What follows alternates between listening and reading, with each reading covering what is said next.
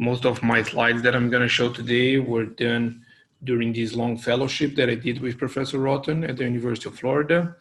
And also I want to thank the University of São Paulo and Albert Einstein Hospital, where I can carry on my practice.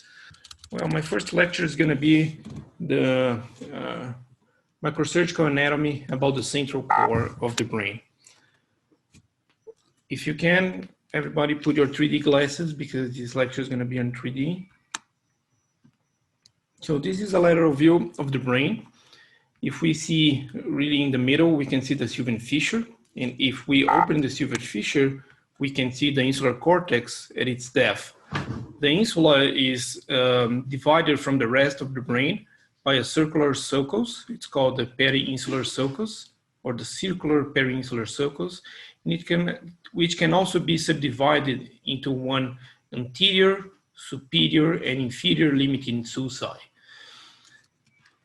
It's interesting that while all the rest of the brain has a very simple organization made by gray matter on its cortical surface and white matter on its subcortical space, deep inside the insular surface, medial to this surface, we'll find collections of gray matter that seem to be encapsulated by capsules of white matter. Usually this part of the brain is studied by this axial cut, and there we can see this organization into several layers that seem to alternate gray matter and white matter. So if we come lateral to medial, we can name all these structures. The first lateral structure, the first lateral layer is the cortical surface of the insula, so which is gray matter. Directly under it, we'll have the first subcortical layer. This is the extreme capsule. The extreme capsule is made by short association fibers, the U fibers, that will interconnect the insular sulci, the insular gyri between themselves, but will also continue under the limiting sulci towards the opercula. Medial to the extreme capsule, we'll find the claustrum. The claustrum has a circuitry that I'm going to show later. It's this thin sheet of gray matter. Medial to the claustrum, we'll find the external capsule, which is called external capsule because it's lateral to the lentiform nucleus. The lentiform nucleus is made bilaterally the putamen and medially by the globus pallidus. We cannot see the globus pallidus here, but it's going to be right on this corner here between the anterior genu and the posterior limb of the internal capsule. So it's called external capsule because it's external, it's lateral to the lentiform nucleus. Directly medial to the lentiform nucleus, we'll find the internal capsule, which is subdivided into 5 segments. We'll have the anterior limb between the lentiform and the head of the caudate nucleus. We have the genu or the knee of the internal capsule. Then we have the posterior limb, which is between the lentiform nucleus laterally and medially the thalamus. And then we have the heterolenticular segment posterior to the lentiform nucleus, and inferior to the lentiform nucleus we cannot see here, but we have the sublenticular segment. As I said, medial to the anterior limb, we'll have the head of the caudate. On this cut, we'll just see the head because the caudate nucleus is actually a C-shaped nucleus that's going to be wrapping around the thalamus. That's this ovoid structure here is the thalamus.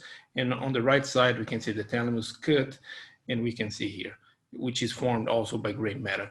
So the central core is this morphological appearance that all these structures, they form a big block of structures, but it's really a more morphological anatomical view of these structures because all these structures have very different origins between themselves. So we are putting together cortical gray matter, white matter, claustrum, the striatum and the lentiform, and we're always putting the diencephalon that's mainly formed by the thalamus. So we are putting all these different structures together, but they seem to be grouped in this block of structures. Now, talking about the white matter is formed by several pathways of bundles of fibers. And at this part of the brain, at the central core, these fibers of white matter, they are separated by the presence of these collections of gray matter that seem to split them and gave them this appearance of capsules. Because once we go out of the central core, all these capsules, they are not separated anymore by these collections of gray matter, and they become very close together. Especially around the central core, where all these capsules, they have to go through a narrow space that is located laterally, that is located between what is laterally the limiting sulci of the insula and medially the lateral ventricle. So at this small space, all these capsules, they become so close together that they seem to form just a thick bundle of white matter that some people will call the cerebral isthmus.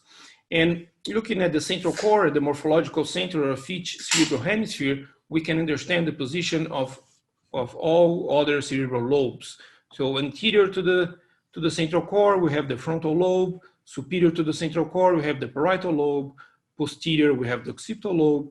And inferior, we'll have the temporal lobe. On its surface, we have the insular surface, the insular cortical surface, and wrapping around the central core, making a ring over it, we have the limbic lobe. So we have all the lobes forming these positions in relation to the central core. If we make a deep cut around the central core, following the insular limiting sulci, we'll find and open the lateral ventricular cavity, detaching most of the central core from the rest of the brain. If we look on the medial surface of the brain, we can see that the limbic system is mainly formed by two Cs that will wrap around the central core. The external or cortical C of the limbic system is formed mainly by the cingulate gyrus that continues through the isthmus of the cingulate gyrus with the parahippocampal gyrus. This is the outer or cortical C of the limbic system. And then we have a subcortical or inner ring, inner C of the limbic system, which is formed inside the uncus by the amygdala, and then posterior by the hippocampus, and the hippocampus continues itself with the fornix and ends at the mammillary body. This is the inner C, the inner ring or the subcortical ring of the limbic system. And these two C's, they are wrapping around the limbic, the central core. This is a superior view, so we can see the central core here. Laterally, we see the insular cortical surface, and medially, bulging here, we have this ovoid shaped structure. This is the thalamus. This is the most medial aspect of the central core.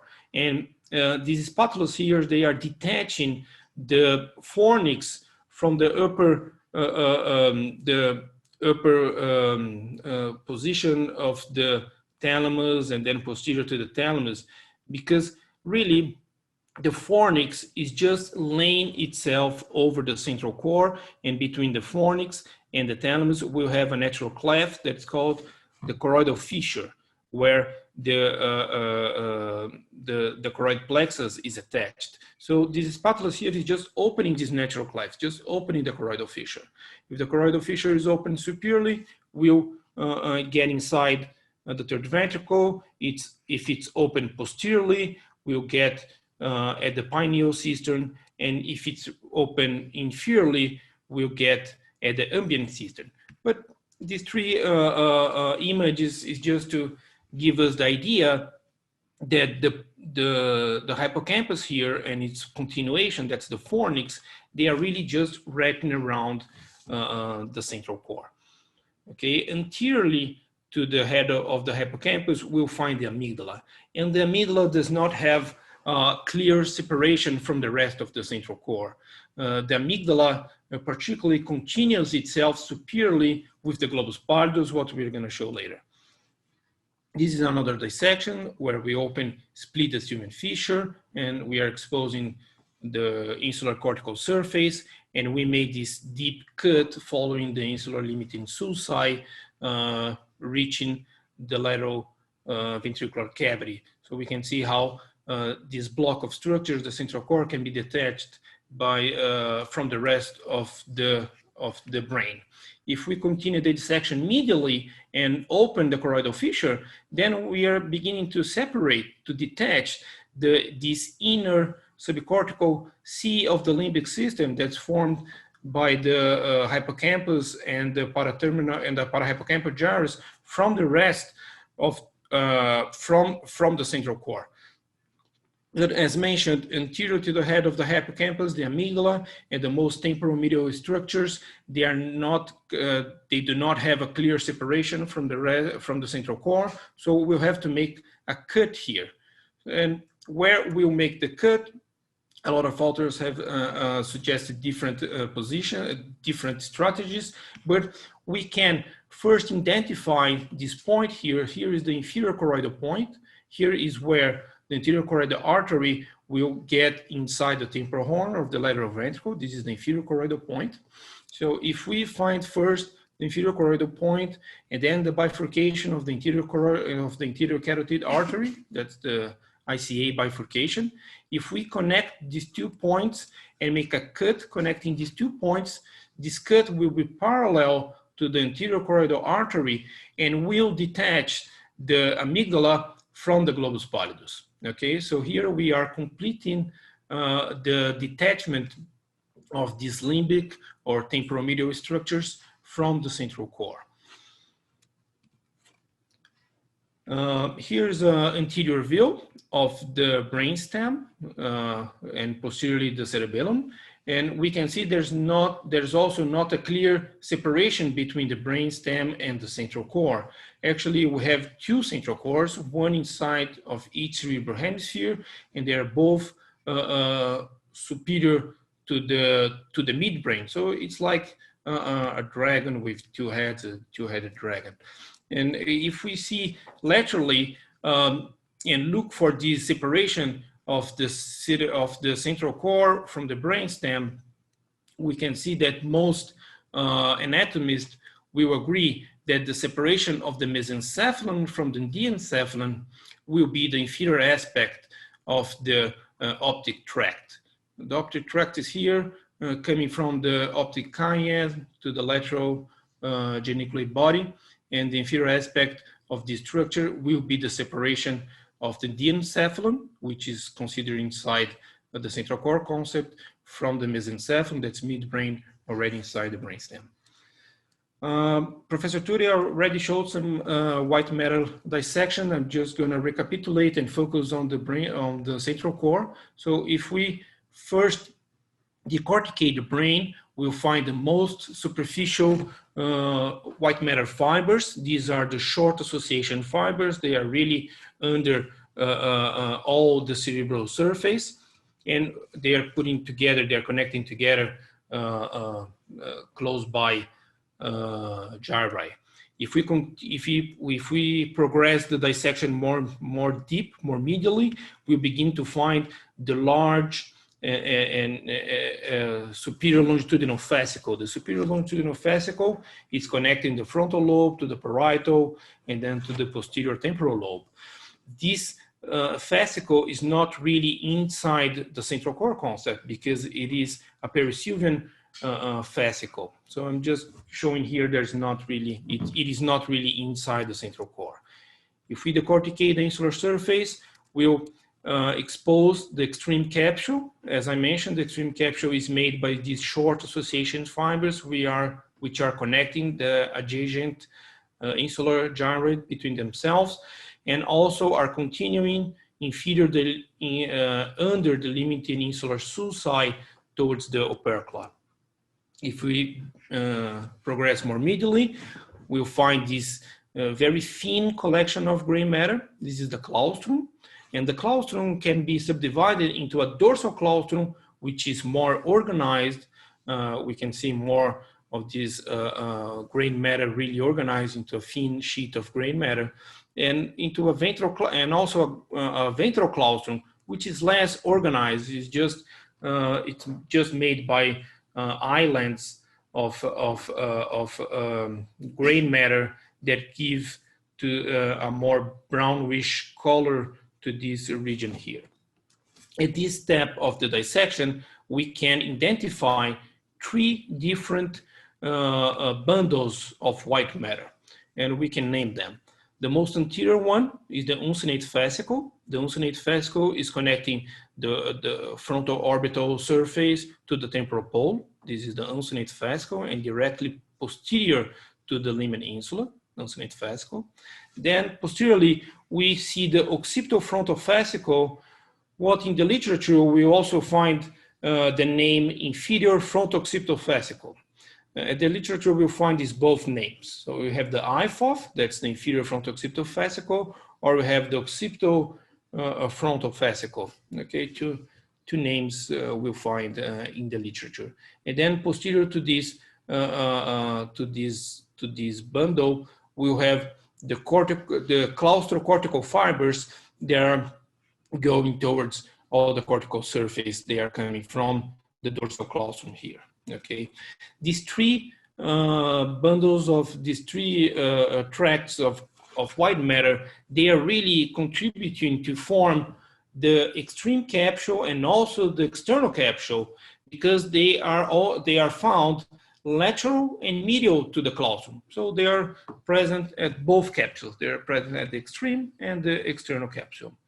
If we remove the claustrum and its claustrocortical fibers, we will expose the putamen. The putamen, when the preparation was made by freezing the brain, it gets very dark, so it's very easy to be recognized. This is the putamen. And now we are gonna remove some of the fibers of the occipital frontal fascicle, and we here see fibers that are coming from one hemisphere to the other hemisphere. So these are commissural fibers.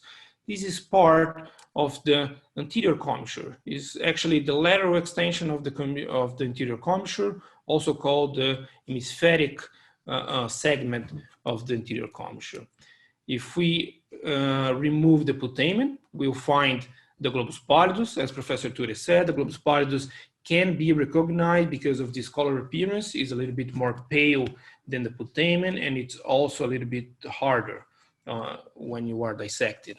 So here is the globus pallidus, and at its ventral pole, we see the channel of Gratiolet, this nice channel where the anterior commissure is going through and later open up and fanning to reach the temporal lobe here. If we remove the globus pallidus, now we see all the fibers that are directly medial to the lentiform nucleus and have this radial disposition. These are the internal capsule fibers. This is all internal capsule, okay? And these are projection fibers. They are going mainly towards the cerebropeduncle at the mesencephalon. So they have this radial appearance because they are all converging to reach the midbrain, okay? Now let's focus at this part here, this gray matter here that belonged to the anterior part of the putamen. It will merge with the gray matter that medially belongs to the head of the caudate. And they will merge together because at this special place here, we will not find internal capsule fibers. So the internal capsule fibers, they are really subdividing what is laterally the putamen from what is medially the caudate. But at this region here, we will not have internal capsule fibers, so the gray matter from the putamen will be merged with the gray matter of the head of the caudate medially, and they will be called the cumbens. Okay, so here we remove the gray matter, and we can see here then they are not the internal capsule fibers. So this place here is directly anterior and inferior to the anterior commissure fibers. This is a more enlarged view we can see the internal capsule fibers here. These are projection fibers. Inside the central core, they are called the internal capsule, but outside the central core, they are named corona radiata, okay? So we have the anterior limb continuing forward. We have the genu continuing superiorly, posterior limb, and then the heterolentiform segment here and the sublentiform segment here. And we can see this loop that Professor Ture already mentioned. This is the Meyer's loop, the geniculocalcarine fibers. So this is visual radiation fibers. They are mainly coming from the pulvinar and the lateral geniculate body, and they will first make this loop inside the temporal lobe and finish at the calcarine fissure. If we take out some of the geniculocalcarine fibers and see medially, we can see fibers that are more vertically dispositioned, and they are coming from the corpus callosum. So these are commissure fibers. This is the tapetum of the corpus callosum. These are the most medial fibers. They are directly lateral to the ependima of the atrium. And because we already removed a lot of gray matter, we can see here almost through transparency the caudine nucleus. The caudine nucleus will have a head, a body, and a tail, and the tail will seem to merge or directly point to the amygdala. But here we can see the tapetum posteriorly, and what I want to show is that the tapetum is not inside the central core. If we remove the tapetum and the ependima, we will open the temporal horn. Here's the hippocampus. And if we enlarge the choroidal fissure, then we'll remove the central core from this region. And what I want to show here is how the amygdala continue itself with the central core, particularly with the globus pallidus, which was already removed. The vascularization of this region of the brain is also special. I like to say that the central core has two patterns of vascularization. It has first this more traditional and typical pattern of vascularization that we'll find on the rest of the brain, which is formed by large vessels over the brain, from which small branches will originate and supply the cortical surface. So we see this pattern all over the brain, and here in the central core, we see this pattern on the insular surface. But we see also a different pattern of vascularization, which is formed by perforating arteries. So we have two perforated substances. We have the anterior perforated substance, one on each side, and we have a posterior perforated substance, posterior to the optic tracts and posterior to the mammillary bodies. The anterior perforated substance is perforated by the lenticulostriate arteries, which originate from the ICA bifurcation and proximal segments of M1 and A1, and they will penetrate, they will perforate the anterior perforated substance and supply the anterior part of the central core. So it will supply the lentiform nucleus, it will supply the striate nucleus, and it will also supply the internal capsule. On the other hand, the posterior perforated substance will be perforated by the telomere perforating arteries, which arise from the basilar bifurcation or proximal segments of P1 from each side, and will penetrate the posterior perforated substance and supply the posterior part of the central core, mainly the thalamus.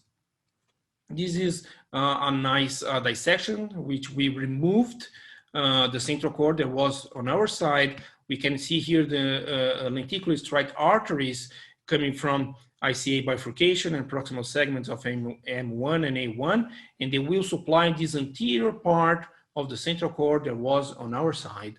And posterior to the mammillary body, we'll have the posterior perforated substance, which is perforated by the thalamus perforating arteries, and will supply this posterior part of the central core. So here they are getting inside the thalamus.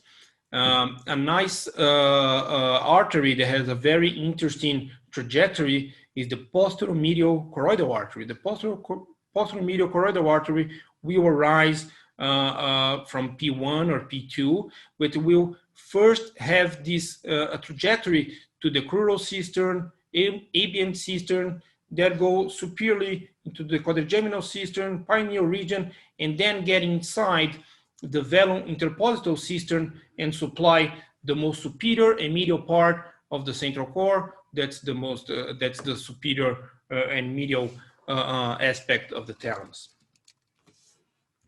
So here's another dissection. We first remove the cortical surface of the insula, and we identified these white matter fibers, tracts. We can see the uncinate fascicle here, occipital frontal fascicle here. Here, this spatula is lifting the putamen and showing us the globus pallidus. Here's a little bit of the anterior commissure. But what I want to show is that by removing these fibers here, we will expose the lenticular striate arteries. They are first going through the anterior perforated substance and supplying first the putamen here. And we'll have two peduncles of these lenticular striate arteries. We have one that is directly anterior to the anterior commissural fibers, and we'll supply the putamen, and another peduncle that's posterior to the anterior commissural fibers, and we'll supply the globus pallidus. So after supplying the lentiform nucleus, this is a superior view, after supplying the lentiform nucleus, the same arteries, they will continue their trajectory more medially and supply the internal capsule. So they first supply the lentiform nucleus and then continue more medially to supply the internal capsule. Here I am removing the the putamen, and we can see that this term perforating arteries are very appropriate because it's really perforating, it's really penetrating the lentiform nucleus first, and then the putamen first, and here the globus pallidus also. Also a superior view here. Here with this inferior spatula, we have the internal capsule, and the superior spatula, they are detaching the caudate nucleus from the internal capsule. And what we can see is that the vessels, the arteries that first supplied laterally the lentiform nucleus and then continue medially to supply the internal capsule, they will continue even more medially later to supply the caudate nucleus.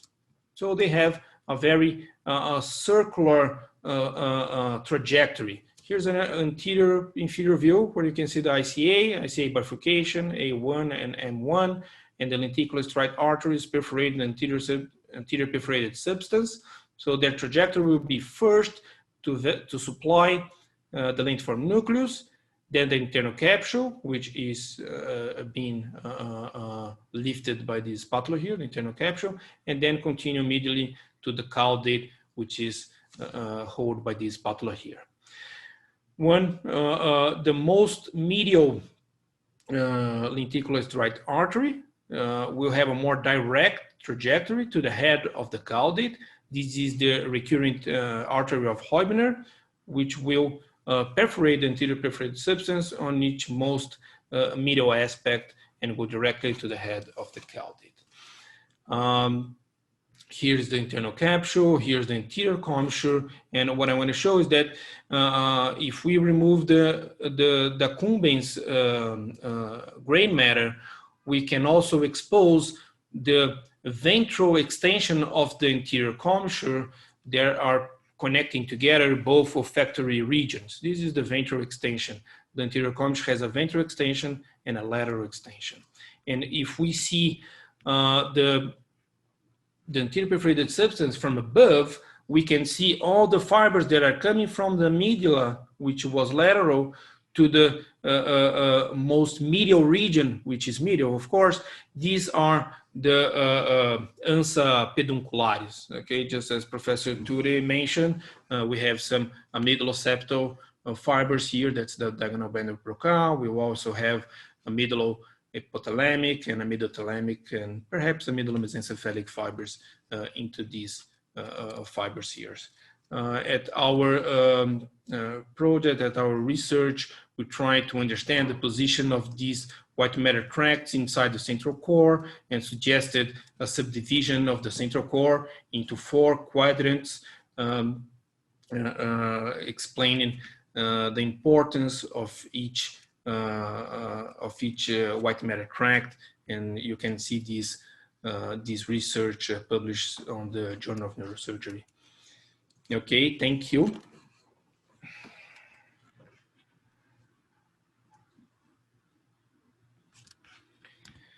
Well, now we can have a break, Professor Ribas. What is the plan here? Yes, is Linda hearing me? Yep, I'm here, and we're going to do a quick sponsor spotlight. Dr. O is going to introduce. We have one quick speaker and a couple of videos, and then we can go to break. So I just want to say that, you know, this is really outstanding, both for Professor Toure, Professor Ribas, and everyone. I really appreciate it. And the panelists are all commenting as well. So we'll, before we take a break, we wanted to highlight some of our sponsors in our spotlight. We'll start with Brain Lab, then AdTech, followed by Stryker. And want to thank all of you for your support. And also thank our additional sponsors, Integra, Medtronic, KLS Martin. First up, Brain Lab and Harish Jayanti, who will be sharing a screen. Take it away, Harish. Just may I tell one thing? Yes, please, Professor Toure. Just before advertisement.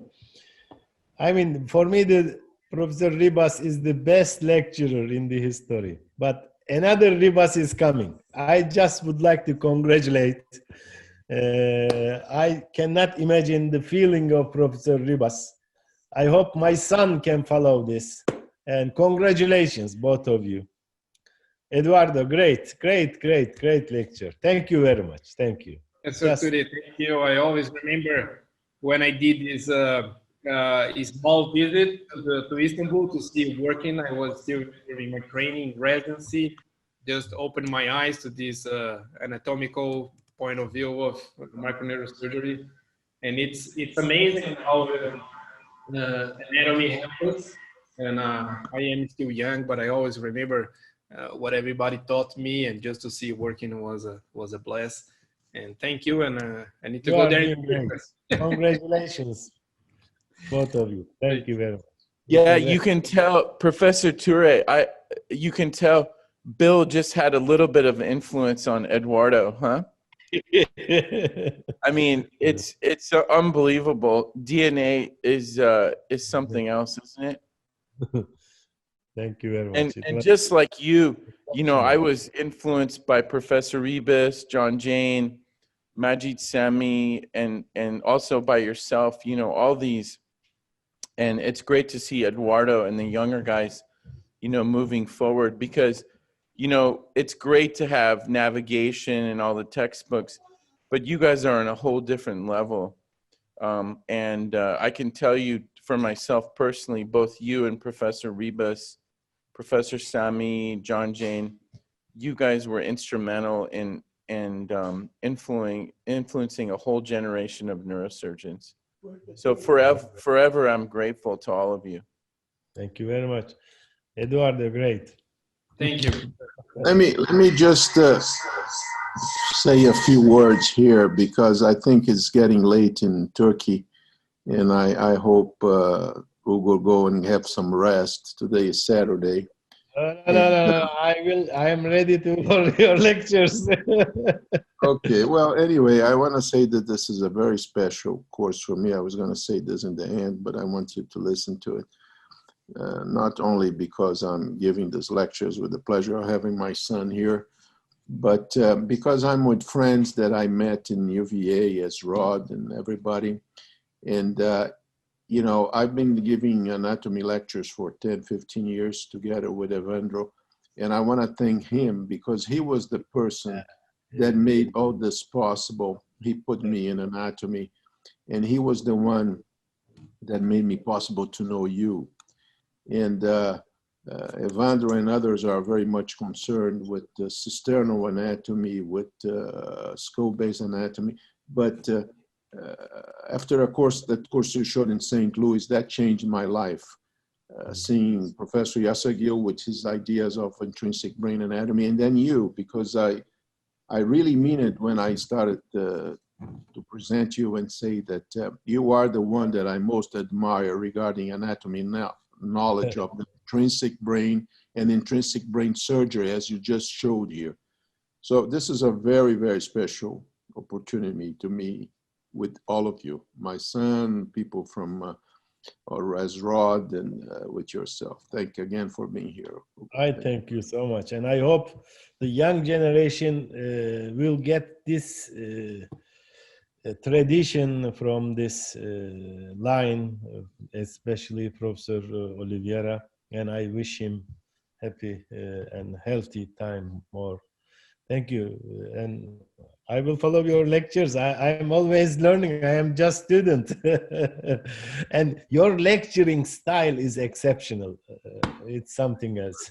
Nobody can get this point. Thank you very much. Thank you very much.